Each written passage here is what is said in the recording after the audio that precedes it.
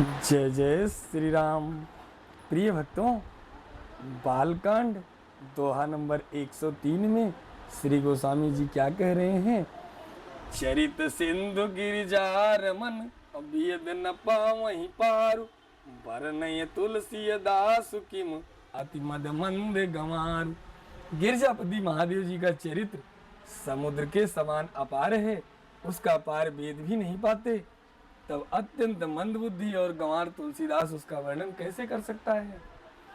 शंभु चरित सुनि सरस सुहावा, भरद्वाज मुन अति सुख पावा। बहुलाल सा कथा पर बाढ़ी, और नहीं नहीं नीर रोमावली ठाड़ी।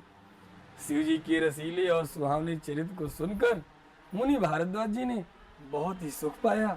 कथा सुनने की उनकी लालसा बहुत बढ़ गई, नेत्रों में जल भर आया तथा रोमावली खड़ी हो गई। प्रेम विबस मुख याव न बानी, दशा देखी हर से मुनि ज्ञानी।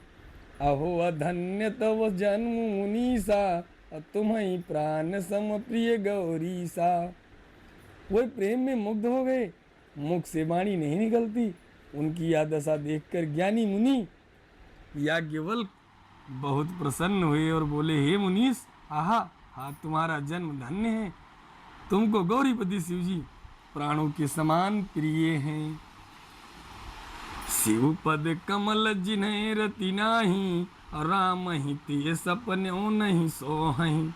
बिनु छल बेसोनाथ पद नेहु, राम भगत कर लक्षण येहु।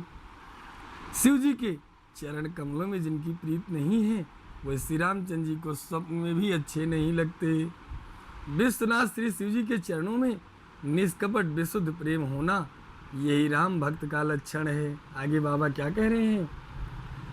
शिव सम को रघुपति व्रतधारी, बिनु यगत जिय सती असी नारी। पनु करी रघुपति भगत दिखाई, को शिव सम राम ही प्रिय भाई। शिव जी के समान रघुनाथ जी की भक्ति का व्रत धारण करने वाला कौन है, जिन्होंने बिना ही पाप के सती जैसी स्त्री को त्याग दिया और प्रतिज्ञा करके श्री रघुनाथ जी की भक्ति को दिखा दिया। हे भाई, श्री रामचंद्र जी को शिव जी के समान और कौन प्यारा हो सकता है भैया? यही तो रामचरितमानस है, ये कोई आम जनमानस नहीं है। विचार करने का विषय है, प्रचार करने का विषय है, समझने का विषय है, लोगों को समझाने का विषय है, सुनाने का विषय है, सुनने का विषय है।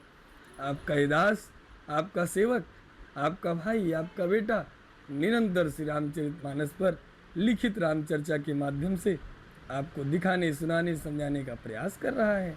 जय जय श्री राधे।